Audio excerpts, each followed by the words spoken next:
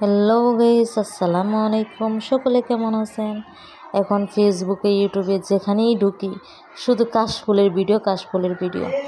তাই আর আমারও ভালো লাগতেছে না, তাই আমার যাকে বলাইয়া বালাইয়া বাইর করলাম বাড়ি থেকে। উনি তো যাবেই না।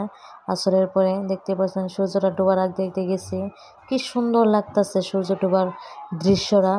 তাই আপনাদের সাথে একটু ক্যাপশন করলাম।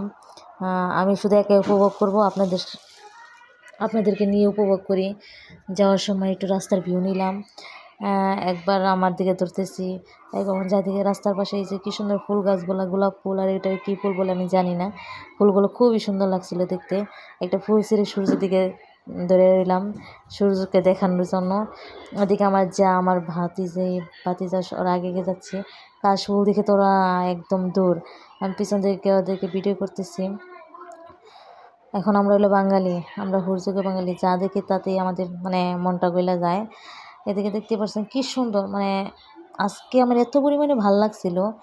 যখন আমি ভিডিও করলাম তখন আমি মনের আনন্দে ভিডিও করছি, যা বলার বাহিরে। অনেকগুলো করছি, অনেকগুলো ভিডিও করছি।